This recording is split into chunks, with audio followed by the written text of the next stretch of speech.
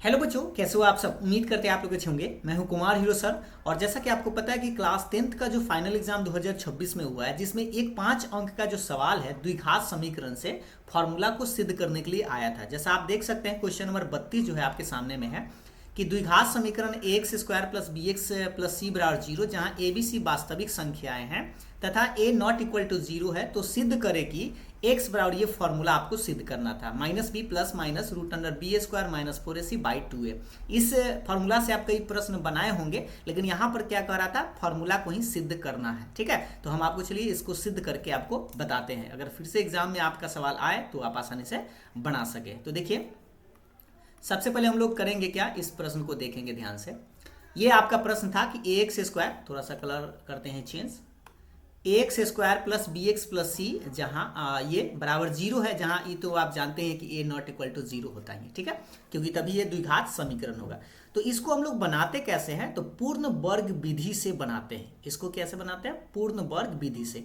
तो पूर्ण वर्ग विधि में क्या है कि एक्स स्क्वायर के साथ जो भी अंक है पहले उसको हम हटा लेते हैं। तो यहाँ पर ए जो है, हम ए हटाते हैं, तो हम क्या करें, ए कॉमन ले लिए हैं, या आप चाहे तो ए से सब में, इस सारे टर्म में आप ए से भाग दे सकते हैं। ठीक, तो ए जब कॉमन लेंगे तो इसमें से तो हट जाएगा पहला में से, इसमें ए नहीं है इसलिए बटा में आ जाएगा, इसमें भी ए नहीं है इसलिए बटा में आ जाएगा, और बराबर के बाद जीरो रहेगा। ठीक है, और ये जो ए आपको दिखाई रहा है गुना में, तो बराबर के बाद भेजेंगे तो जीरो के बटा में ए आ जाएगा, और जीरो के बटा में ए रहेगा अभी, तो फाइनली आंसर में क्या मिलेगा हमें, जीरो। तो इसलिए यहाँ पर हम डायरेक्ट जीरो लिखे हैं। ठीक है, ये बात आप समझ गए। नहीं तो आप डायरेक्ट क्या कर सकते हैं, इस क्वेश्चन से थोड़ा सा इसको हम फिर से समझा दें कि ये जो आपका क्वेश्चन था ये वाला, इसमें आप ए से सब में भाग दे दीजिएगा। तो इसमें जब ए से भाग दीजिएगा तो ए कट जाएगा, इसमें बटा में ए आ जाएगा, जैसा कि आप यहाँ देख सकते हैं, इसमें बटा में ए आ जाएगा, तो जैसा कि देख सकते हैं सी बटाए, और जीरो में ए से भाग देंगे तो जीरो ही रह जाएगा। ठीक है, अब दो तरीका बता दी, ए कॉमन लेके आप बटा में बिक दीजिए, या आप सबसे ए से भाग दे दीजिए। तो यहां तक आप आ सकते हैं। आने के बाद आपको करना क्या है, इसको पूर्ण वर्ग विधि से बनाना है। तो पूर्ण वर्ग विधि में होता क्या है, पहले फॉर्मूला हम आपको बता दें कि a प्लस बी का अगर होल स्क्वायर आपसे पूछता है कोई, तो आप लिखते हैं ए स्क्वायर प्लस 2ab प्लस में बी स्क्वायर बोलते हैं। लेकिन आपको करना क्या है, राइट साइड जैसा आपको इसको कन्वर्ट करना है। ठीक है, ताकि आप लेफ्ट साइड जैसा लिख सके। तो देखिए, सबसे पहले हम करते क्या है, पहले हमें ए स्क्वायर चाहिए, तो यहाँ जो एक्स स्क्वायर है उसको हम लिख लिए हैं, ए स्क्वायर मिल चुका है, मान लीजिए ये ए स्क्वायर है। प्लस के बाद हमें 2 चाहिए, फॉर्मूला पर ध्यान देंगे, 2, तो 2 हम अपना मन से लिखे हैं। और उसके बाद ए के जगह यहाँ जो x है तो वो x लिख दिए हैं, तो 2a हो गया।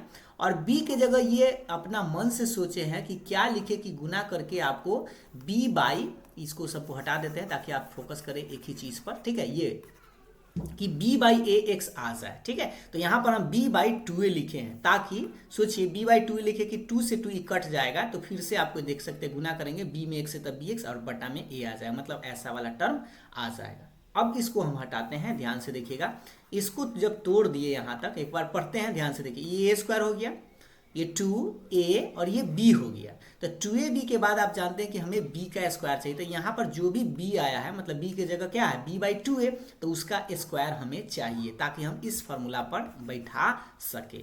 तो यहाँ पर हम b बाई 2a का स्क्वायर अपना मन से जोड़े हैं, तो अपना मन से ही क्या किए हैं, घटा दिए हैं, ताकि ये वाला टर्म से ये वाला टर्म कट जाए, प्लस माइनस है तो कट जाएगा। और बाकी सब जो है आपके पास c बटा ये तो आपको लिखना है, क्योंकि देखिए ये वाला कट जाएगा, तो फिर से आपको रिटर्न, ये जो प्रश्न था x square plus B by A x plus C by A बराबर जीरो आ जाएगा। ठीक है, ये अपना मन से बस एक ही चीज याद रखना है कि b का स्क्वायर आपको ऐड करना है और बी ए का स्क्वायर उतना ही आपको घटाना है। तो b की जगह कैसे समझेंगे, तो यहाँ जो भी आया है b बाई 2a, उसका स्क्वायर जोड़े हैं और उतना ही घटा दिए। ठीक, अब क्या करना है कि ये जो 3 गो टर्म आपको दिख रहा होगा, थोड़ा सा कलर हम चेंज करके आपको बता दें, ध्यान उसी पर दीजिएगा, ये तीनों टर्म पर। ठीक है, ये अगर आप इसको देखेंगे ध्यानपूर्वक, ये कलर जो रेड कर रहा है, A square plus 2ab plus B square पर ये आ चुका है, मतलब राइट साइड जैसा ये दिख रहा है, तो इसको हम लेफ्ट साइड ए प्लस बी का होल स्क्वायर लिख सकते हैं। तो इसलिए यहाँ लिखा गया है x plus B by 2a का होल स्क्वायर।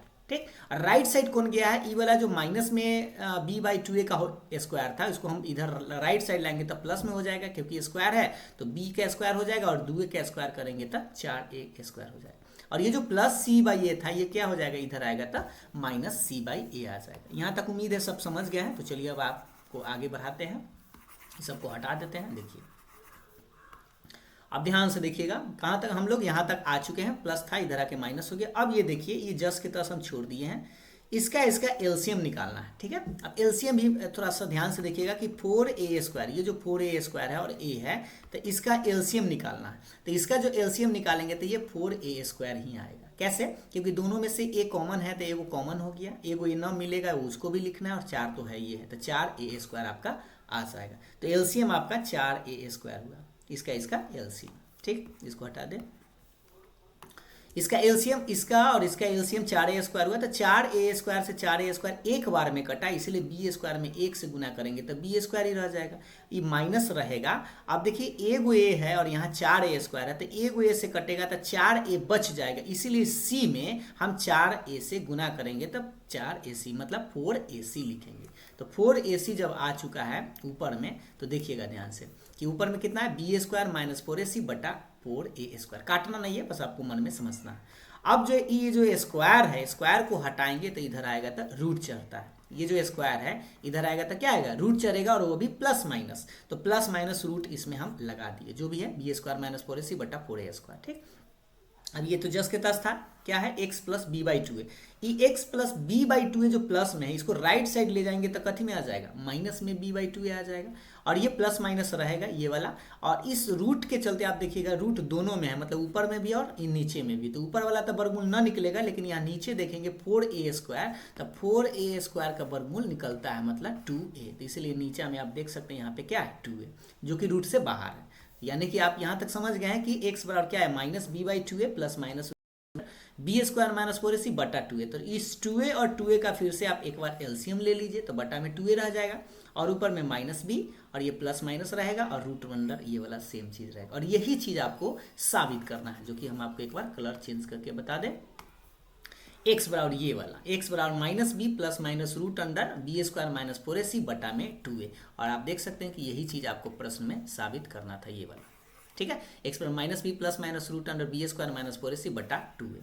एक बार आप खुद से इसको करके जरूर देखिएगा, प्रोसेस जैसे जैसे हम बताएं वैसे करके देखिएगा, आपसे बन जाएगा। और इसी चीज को हम चाहे तो एक और ऐसे लिख सकते हैं कि इस b² माइनस 4ac को हम लोग किसके नाम से जानते हैं, विवेचक, यानी कि इसको d बोलते हैं। जैसे यहाँ आप देख लीजिए, ये अभी आप पढ़े होंगे कि x बराबर minus b plus minus root under d/2a, जहाँ d का मान जो होता है क्या होता है, b² माइनस 4ac। इसीलिए हम लोग अक्सर बोलते हैं कि d का मान b² माइनस 4ac कैसे होता है, क्योंकि हम इस रूट के अंदर वाला को d मान लिए, तो d बराबर हो गया b² माइनस 4ac। फिलहाल आपको यहीं तक प्रूफ करना था, ये इतना ही प्रूफ करके आपको छोड़ देना था, ठीक है। अगर इतना आप कर देते तो आपको 5 अंक जरूर मिलता।